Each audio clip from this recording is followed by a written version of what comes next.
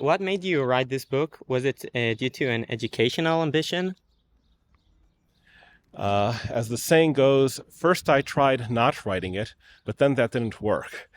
I just read a lot of Harry Potter fan fiction over the years, and then my brain started writing a Harry Potter fan fiction, and then I started publishing it, and then people liked it, and this seemed useful enough to justify the continued work of writing it.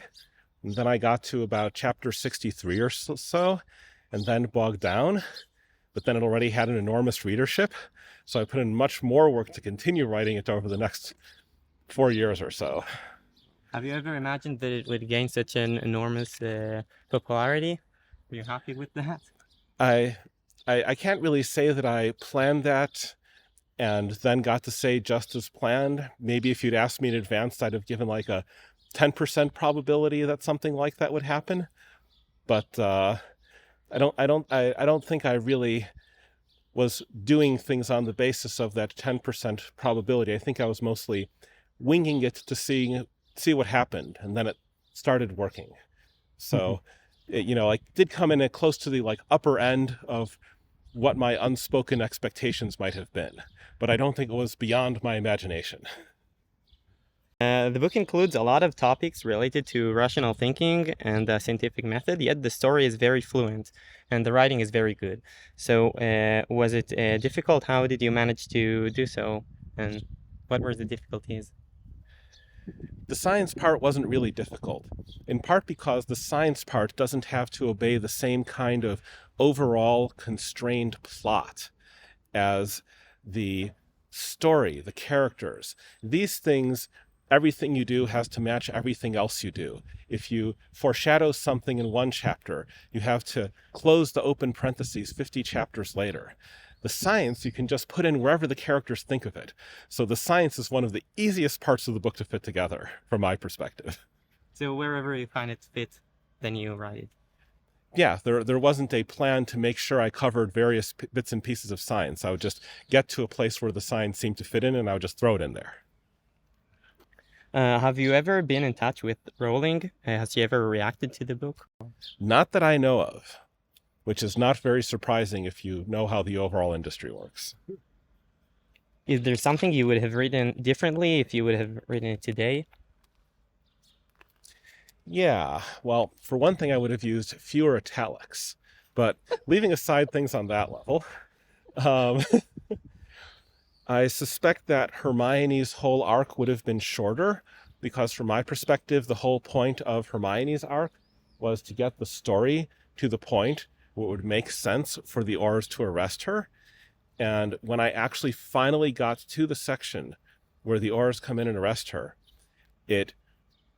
I think that 50% of the work of making that feel like it fit into the story was done by having it be raining in the Great Hall that morning, and 50% was the entire arc I'd done before then.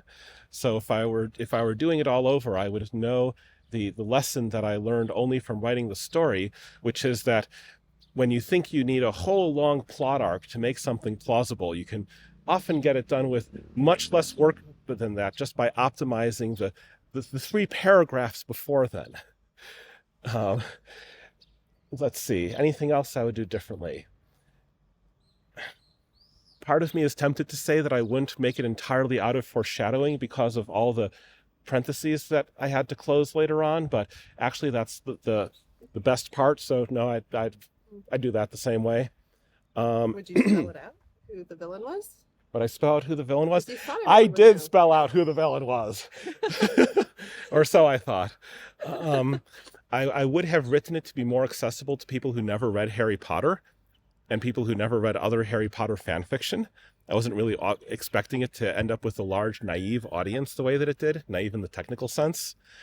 I would have chosen the ending more carefully to be deeply in theme.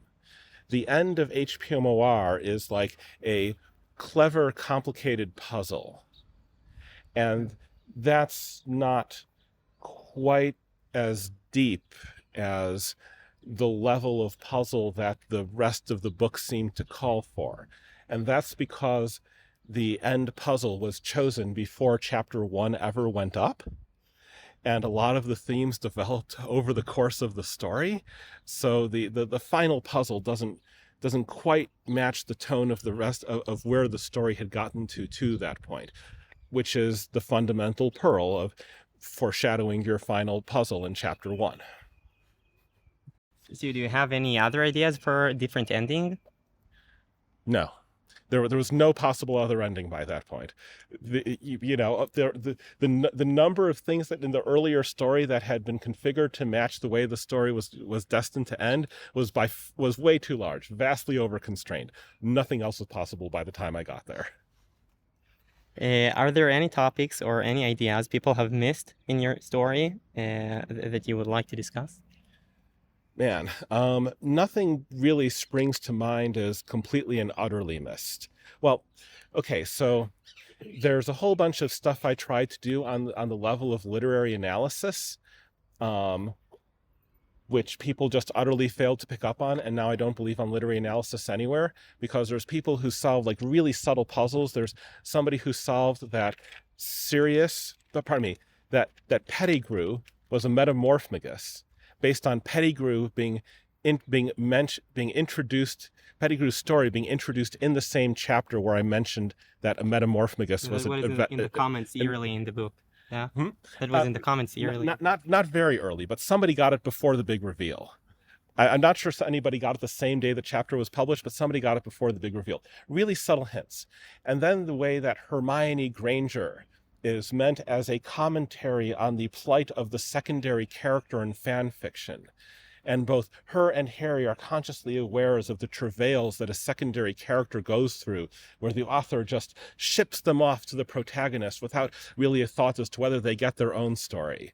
Like, nobody explicitly says, like, oh, Hermione is a commentary on the plight of the secondary character in fan fiction.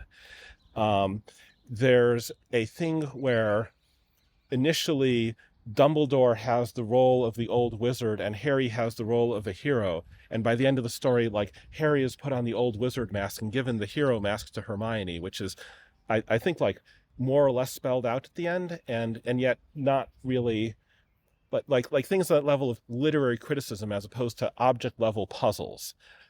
I mostly think like nobody got any of that, more or less. Hermione is a commentary. Furthermore, Hermione is like a commentary on the notion of the Mary Sue. The lesson of which is that the true Mary Sue is not the character who comes back from the dead with pearly white teeth and unicorn powers. It's the character. It's all about, like, does the character dominate the story? And as long as somebody doesn't end up dominating the story, it doesn't make a difference if you bring them back from the dead, give them pearly white teeth, and give them unicorn powers. Like, the essence of the Mary Sue is entirely the story role and none of the surface characteristics associated with it. Nobody gets any of this stuff. And I now believe that anybody who claims that they see anything like this in any other piece of literature is deluding themselves. In practice, nobody ever gets this stuff, no matter how blatant you make it. The book is somewhat... How much more time do you want to spend? I'll give it 4 more minutes. Okay.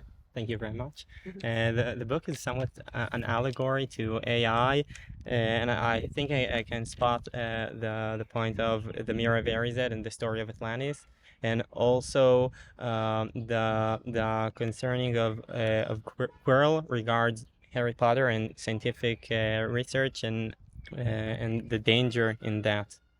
I have this quote: "Such amazing things the Muggle have learned. How stars live, how they are preserved from death, how they die, and they never wonder if such knowledge might be dangerous." So would you like to...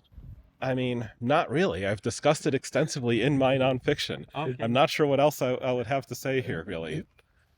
Well, the story has a very optimistic ending. Do you think that this is a possible scenario for humankind? Possible, yes. One must distinguish the possible from the probable. Okay.